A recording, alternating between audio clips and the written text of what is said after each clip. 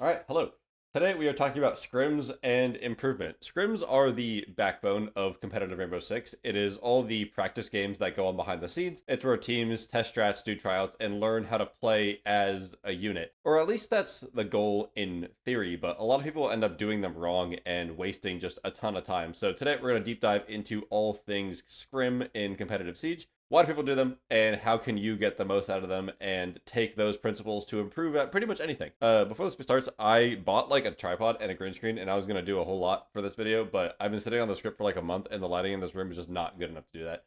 So we're just going to get started. At the very basics, what is a scrim in like a literal sense? Well, every set of maps against a single team is what we would call a block. Typically in NA, a standard block would be 3 maps of 6-6 at 7 Eastern Standard Time. Pro teams usually have more than one block per day, usually at like 3 or 4 Eastern. And I know other regions like Brazil like to do 2-2-2 formats where like they scrim 3 teams for 2 maps every day. That's not really that important. You can really just stick to the default time schedule. You don't have to stick to that schedule, but generally you'll just find more teams looking for scrims around like the 6 to 8 Eastern range. You may be asking, what is 3 map 6-6? Well, good catch.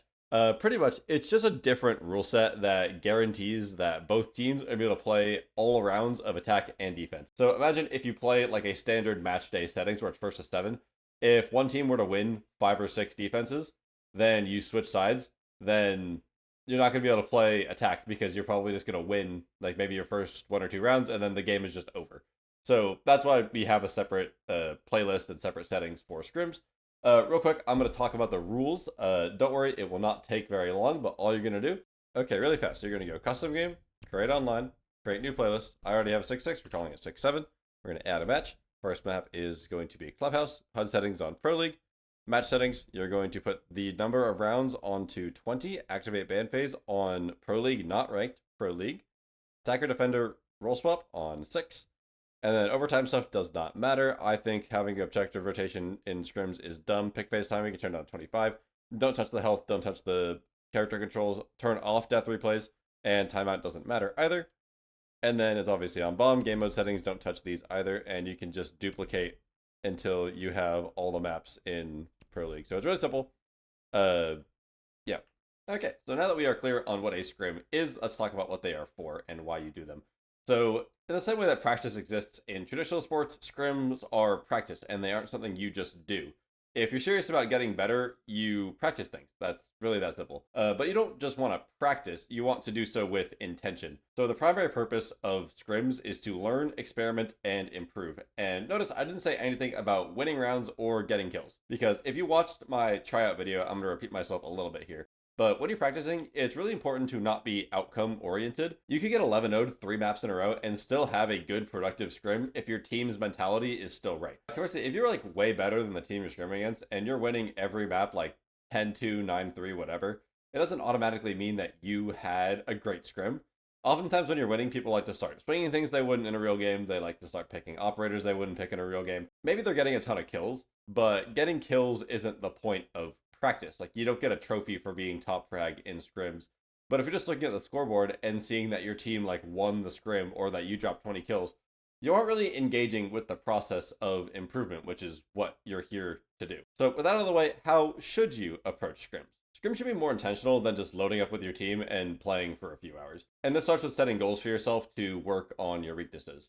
If you're going to take anything away from this video, this is the part to pay attention to, so put me back on your main monitor, stop eating, whatever, like, listen up to this part. So what your goal should be varies a lot from person to person, but I'll give you a few common examples. Number 1, my goal is to play positions that make me more tradable since I am having a lot of solo deaths. Therefore, despite being our solo roamer, I am going to run away from solo fights and only fight people when I am near my teammates. My goal is to be very concise with my comms since my ideas are taking too long to get out of my mouth. Therefore, I will focus all of my effort on speaking in short sentences.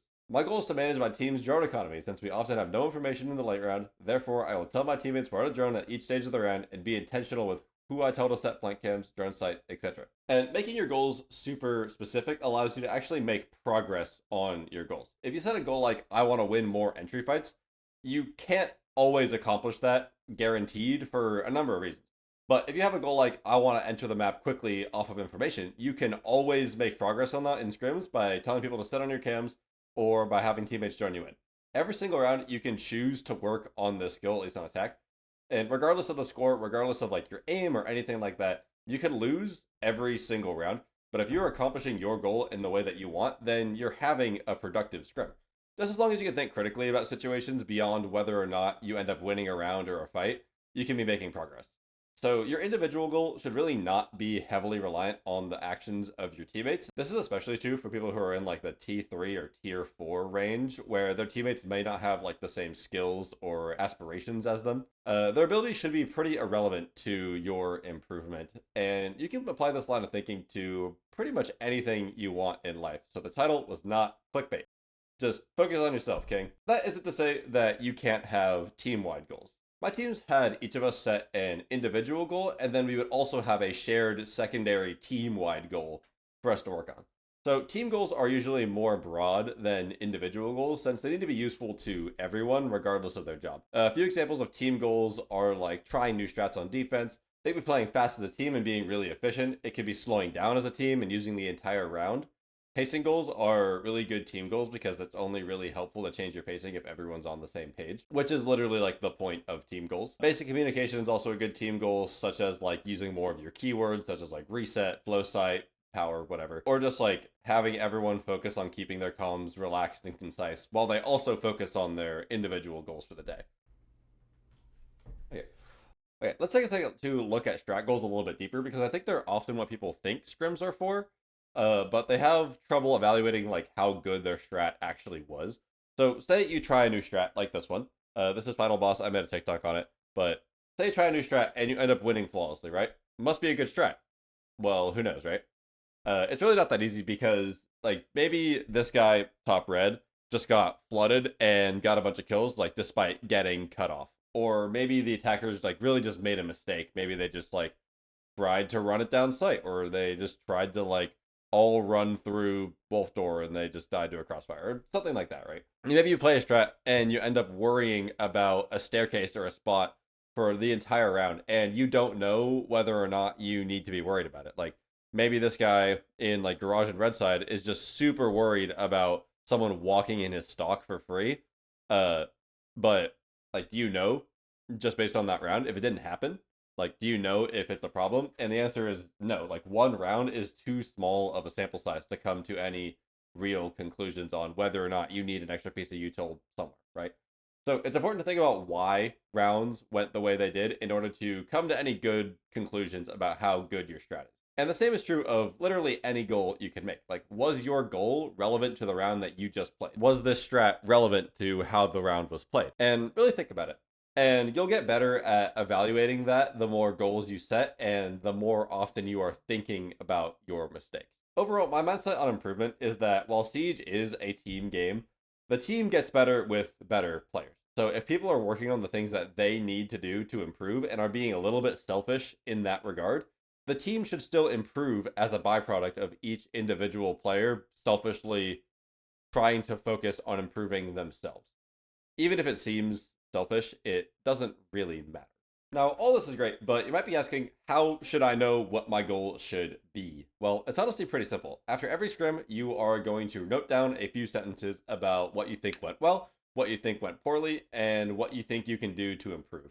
And my teams have usually used journals like this to note our progress. So we would write down the things we did well, the things that need to be improved on, have the scores, and we would now write down a goal for the next scrim, which would then show up in this top left box. And we would then reflect on that goal as well after each day of scrims. You can also just do this in like a Discord channel or like on a piece of paper. If you really can't think of a goal and you can't really think of like anything that went poorly or well, you can usually just like ask your IGL or coach and hopefully they can help you think of something. Even if that's not true, or like if you are the IGL, your team should be able to at least like set you in the right direction if you just ask like, hey, what do you think I should work on? Usually they'll have like a thought or two that you can consider and decide whether or not you think that's a good goal for yourself. So now that we've talked about goals, I'm going to quickly rapid fire some basic scrim etiquette stuff. So super simple. If you schedule a scrim for 7 EST, that means you are starting the map at 7 EST. You are not launching your game. You are not in a ranked game. And if you schedule for 7, you are making the lobby at 6:55 or something like that.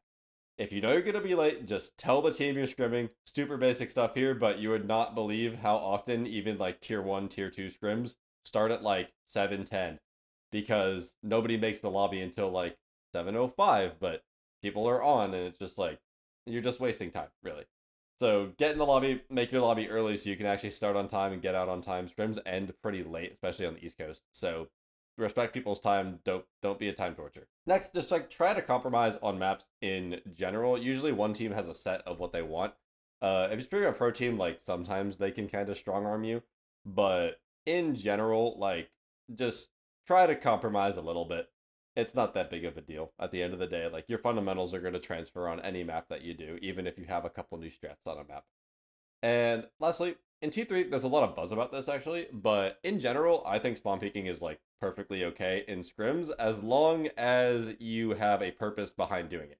So like maybe your team's been playing really slow, or the attack has been taking space into the map really, really fast and kind of carelessly. Then like by all means, go spawn peek. Like you're making a strategic decision, you're taking a strategic risk to play the game. Like it's the game. What do you know?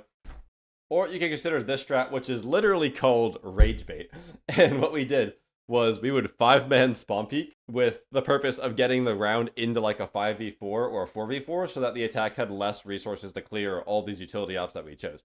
Like we're picking a Rooney, we're picking Jaeger, we're picking Wamai, we're having a shield, we have castles potentially, we have Neon Clash sometimes. And we would literally all spawn peek a different area. Like I would jump with the Clash outside of Snowdoor to go look at River Docks.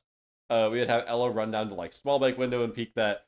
We'd have somebody like standing on this table looking up for the rappel so that if somebody tries to like rappel up snow and shoot me in the back outside, they would die to this guy on cocktail. So like doing something like that where it's like a coordinated plan and it's like part of your strat, like by all means go ahead and you should definitely be trying to incorporate that. Okay, really fast, now that we have talked about what scrims are, we're going to talk about how to find them. So at least in NA and Europe, you're going to go to the Rainbow Class System Discord. If you watched my last video, you will recognize this place.